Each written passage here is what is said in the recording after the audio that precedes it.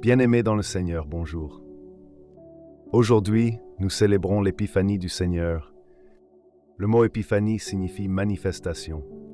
Ce n'est pas seulement une manifestation de Dieu, mais une révélation de son amour pour tous les peuples.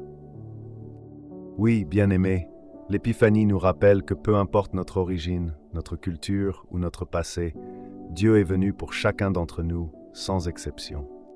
Pour mieux comprendre ce message, regardons les mages.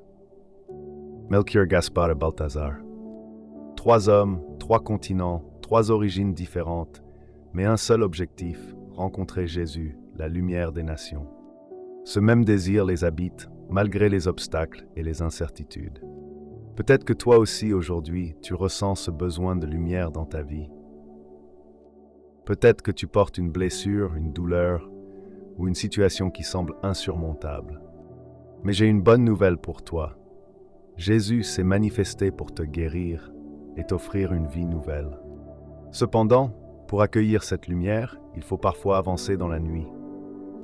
Lorsque les mages se sont mis en route, ils ont suivi une étoile, un signe faible mais constant dans la nuit. Peut-être que toi aujourd'hui tu es dans la nuit cherchant un signe, une direction.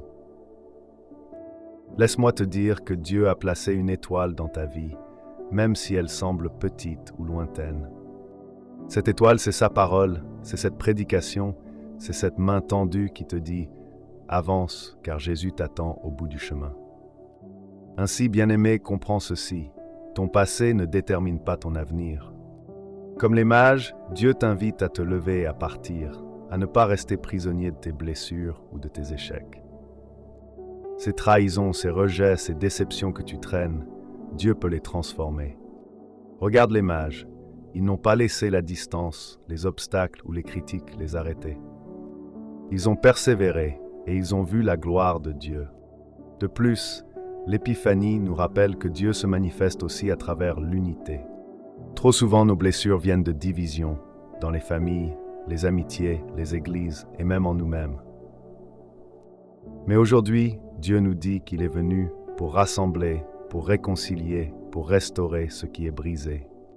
La première lecture nous montre comment les exilés de Jérusalem, malgré leurs différends, ont trouvé la force de rebâtir ensemble leur ville.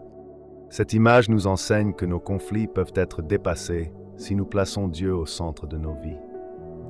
Et toi aujourd'hui, qu'as-tu à offrir à Dieu?